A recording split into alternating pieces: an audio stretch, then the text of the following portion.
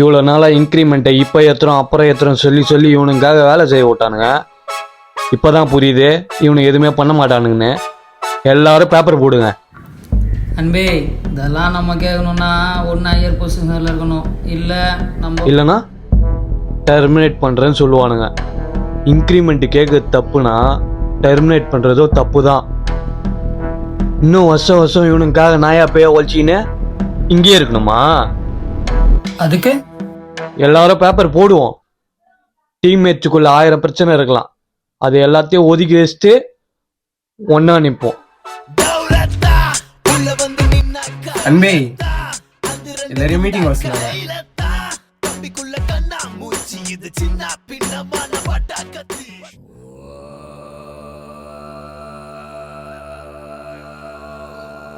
இந்த மீட்டிங் எதுக்காகனா நம்ம கம்பெனிக்கு நியூ ப்ராஜெக்ட் கொண்டு வராங்க. இதுல ஒழுங்கா பெர்ஃபார்ம் பண்ணா இந்த ப்ராஜெக்ட் சக்சஸ் ஆச்சுன்னா நீங்க எதிர்பார்க்கறது நம்ம எல்லாரும் நினைக்கிறது நடக்கும். அப்போ நான் சுக்கா இந்த வருஷமும் இன்க்ரிமெண்ட் ஏற்ற மாட்டேன்னு சொல்றீங்க அதானா? அப்புறம் நீங்க என்ன பண்றீங்க? உண்மையா வேலை செய்யறன விட்டு உங்களுக்கு சொம்பு தூக்குறணும் ஜாலரா அடிக்கிறதுனா வளர்த்து விடுறீங்க. இதெல்லாம் கேட்க வந்தா வேலையில ப்ரெஷர் போட்டு அவனை தூக்கிடுறீங்க. இந்த வாட்டி விடுறதா இல்லை.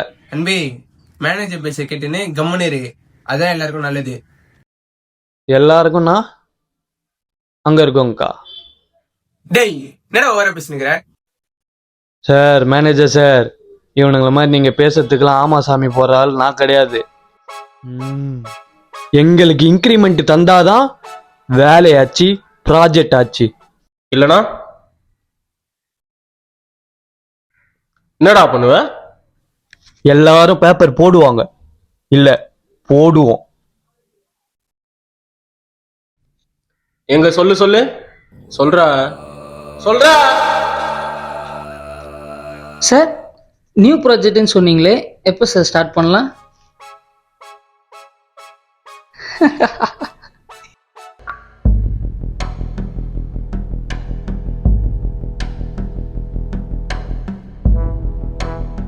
இப்பதான் புரியுது இவனுக்கு எதுவுமே பண்ண மாட்டாங்க. எல்லாரும் பேப்பர் போடுவாங்க. சார், அன்பு எல்லாரையும் பேசுறதுக்கு கூப்பிட்ருக்கான் சார், நீங்கள் காலையிலே இருங்க சார். அப்புறம் இந்த ப்ரொமோஷனு.